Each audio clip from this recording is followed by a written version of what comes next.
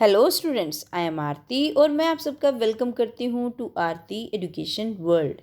प्यारे बच्चों, आज की इस वीडियो में हम आपकी कक्षा 6 की सब्जेक्ट इंग्लिश की वर्कशीट नंबर 21 पढ़ेंगे, समझेंगे और जो भी उसमें करने को दिया है ना सब कुछ करेंगे, जिसकी डेट है 9/12/2020 यानी कि 9 दिसंबर 2020। तो प्यारे बच्चों, हम कई दिनों से पढ़ रहे थे एक पतंग की पोम, है ना। जो पोम पढ़ रहे थे, पोम यानी कि पोएम को अब पोम बोलते हैं। तो हम एक पोम पढ़ रहे थे जिसका नाम था काइट यानी कि पतंग। तो अब हमें क्या करना है क्वेश्चन नंबर 1 में, in the following space recall and right your favourite lines from the pome. अब आपको क्या करना है, याद करनी है जो आपने काइट पोम पढ़ी उसकी पोम को याद करना है, और जो आपकी फेवरेट लाइन है ना पोम की, वो आपको यहाँ पे ये जो जगह दी गई है यहाँ पे लिखना है। तो बच्चों, ये पोम देखिए आपकी यहाँ पे दे रखी है। आपको जो भी लाइन इसमें से आपको फेवरेट लगती हैं उन 3-4 लाइनों को उठाइए, 4 लाइनों को, और लिख दीजिए। ठीक है।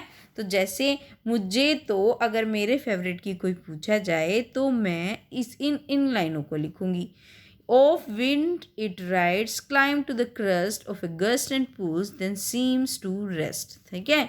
तो मेरी फेवरेट तो ये लाइन है। अगर आपकी फेवरेट और कोई सी 4 लाइन है तो आप उनको लिख सकते हैं। ठीक है बच्चों। तो पहला क्वेश्चन तो आपको क्लियर हो गया। आपको यहाँ पे जो भी आपको पसंदीदा लाइन है वो आप लिख सकते हैं। चलिए क्वेश्चन नंबर 2 तो बड़ा ही ईजी है। Arrange the letters to from meaningful words from the poem. और आपको क्या करना है, अब आपको ये जो लेटर्स है ना इनको अरेंज करना है और इनको मीनिंगफुल वर्ड में लिखना है। ठीक है। तो जैसे ये देखिए, और बच्चों देखो आपको क्लू दूँ, ये जो सारे के सारे वर्ड है ना ये आपकी पोम में आए हैं, तो वही आपको लिख देने हैं। तो चलिए सबसे पहले ये क्या है बताओ। ये है आपका ब्रीज, जो होती है ना ताज़ी हवाएं, उनको हम क्या बोलते हैं, ब्रीज बोलते हैं। तो ये हो गई आपकी ब्रीज। ठीक है, आपकी ब्रीज हो गई यानी कि ताज़ी हवाएं, BREEZE। अब बी क्या है बताओ, क्या है बी, जब वो धागा जो लगा होता है उसको क्या बोलते हैं, स्ट्रिंग, STRING। तो इसमें लिख देंगे आप स्ट्रिंग। ठीक है बच्चों। चलिए तीसरे पे चलते हैं। अब ये बताओ ये क्या है, ये है आपका क्रस्ट, CREST, क्रस्ट। ठीक है। उसके बाद ये क्या है बताओ, तो जब ब्राइट होता है, BRIGST, ब्राइट क्या होता है, चमकीला होता है ना।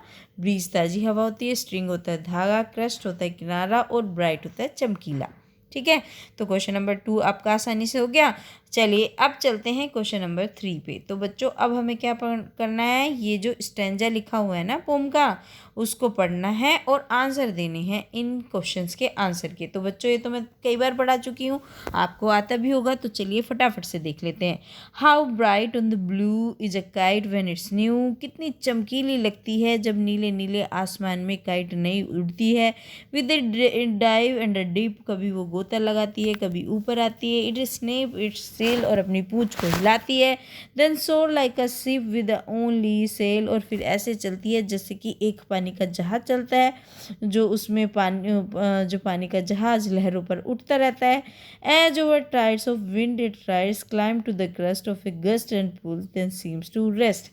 अब वो बोल रहे हैं कि वो फिर क्या करती है, फिर वो ऊपर चढ़ जाती है, जैसे टाइड्स के ऊपर, लहरों के ऊपर चढ़ जाती हो, और फिर हवा के ऊपर वो सवारी करती है, ऊपर चढ़ जाती है, और कभी नीचे करती है जब उसे हम पुल करते हैं, पुश करते हैं, जैसे धागा होता है ना उसको आगे पीछे हम पकड़ के हाथ से करते रहते हैं, तो वो। और जब हवा जो है रुक जाती है तो वो क्या करने लगती है, वो जो काइट है वो रेस्ट करने लगती है हवा में ही। ठीक है। तो ये आपकी पोम है, मैंने फटाफट इसलिए पढ़ाई है क्योंकि अगर आपको अच्छे से समझनी है ना बच्चों, जो पिछली वर्कशीट आई थी काइट पोम की, उसको पढ़ लेना अच्छे से। ठीक है। चलिए अब इसमें कुछ क्वेश्चन दिए गए हैं जो बहुत ही इजी से क्वेश्चन है, तो कर लेते हैं। Where is the kite. अब बताओ काइट कहाँ है ना। तो इस क्वेश्चन के पहले वाला जो क्वेश्चन है मेरे प्यारे बच्चों, इसके आंसर में आपको पता क्या लिखना है, यहाँ पे आपको लिखना है ये answer, the kite is in the sky. क्या लिख दोगे, ये आंसर लिख दोगे, जो पहला वाला है उसका ये आंसर हो जाएगा। ठीक है। तो आप उसमें क्या लिखेंगे प्यारे बच्चों, ये लिख देंगे ये वाला आंसर। ये आपका पहला वाला है, the kite is in the sky, क्योंकि पूछा है काइट कहाँ है ना, तो हमने क्या लिख दिया, the kite is in the sky. अब दूसरा क्वेश्चन पूछा गया है, व्हाट डज द वर्ड सोर मीन। जो सोर वर्ड है उसका क्या मतलब होता है, तो आपको लिख देना है द वर्ड सोर मीन्स राइस। तो ये देखिए आपको ये लिख देना है दूसरे वाले में, ठीक है। फिर तीसरा उन्होंने पूछा है, जो आपकी वर्कशीट में है, ये पूछा है तीसरा question, why does the kite सोर हाई। जो काइट है वो ऊपर कैसे उड़ रही है ना, क्यों उड़ रही है, तो आप लिख दीजिए the kite is so high due to the power of wind, क्योंकि जो हवा की शक्ति है उसके कारण वो क्या कर रही है, ऊपर उड़ रही है, ठीक है। तो ये हो गया आपके तीसरे क्वेश्चन का आंसर। ये नंबर वाइज लगे हुए हैं, देखिए 1 2 3। अब बस आपका फोर्थ क्वेश्चन बचा है, उसको कर लेते हैं। अब फोर्थ क्वेश्चन में बच्चों से पूछा गया है, what happens when the wind falls. जब हवा रुक जाती है तो क्या होता है, तो पतंग भी रुक जाती है, रेस्ट करने लगती है। तो लिख दो, when the wind falls the cat seems to rest. जब हवा रुक जाती है तो जो काइट होती है ऐसा लगता है कि जैसे वो रेस्ट कर रही हो, ठीक है। चलिए अब एक बहुत ही अच्छा सा क्वेश्चन आया है, उसको करिए।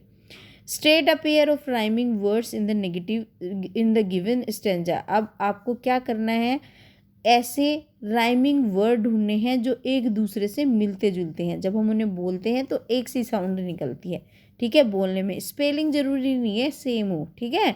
तो चलिए सबसे पहले तो हमारा वर्ड मिला ब्लू न्यू, है ना, तो दोनों को एक से प्रोनाउंस करते हैं लास्ट में, तो ब्लू और न्यू क्या हो गए, ये इसके पेयरिंग वर्ड हो गए, राइमिंग वर्ड हो गए। अब आ गया आपका डिप से कौन सा मैच कर रहा है, डिप से मैच कर रहा है शिप, है ना, तो ये क्या हो गया, ये आपका एक राइमिंग वर्ड हो गया। एक तो ब्लू न्यू हो गए और एक डिप और शिप हो गया। अब देखिए और कौन सा है, देखिए टेल सेल, है ना, एक जैसे बोले जा रहे हैं ना, तो ये भी आपके राइमिंग वर्ड हो गए। ओके, तो तीन पेयर तो आपके यही बन गए, यानी कि 6 बच्चे, 3 पेयर तो यही बन गए आपके राइमिंग वर्ड्स के। अब देखते हैं आगे कितने हैं। देखिए अब हम देखते हैं ये टाइड, है ना, टाइड का किससे मैच हो रहा है, राइड से, तो एक पेयर ये हो गया। अब क्रस्ट है, क्रस्ट का किससे मैच हो रहा है, रेस्ट से मैच हो रहा है।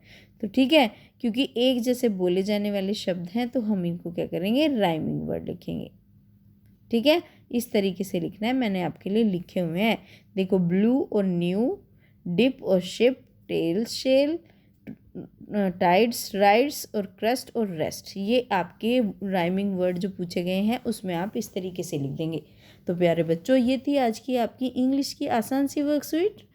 होपफुली आपको वीडियो अच्छी भी लगी होगी और आपको मज़ा भी आया होगा। तो बच्चों अगर आपको मेरा पढ़ाया हुआ अच्छा लगता है तो प्लीज़ लाइक करो, वीडियो को शेयर करो सबके साथ और सब्सक्राइब करना चैनल को बिल्कुल मत भूलना with notification bell. Thank you students.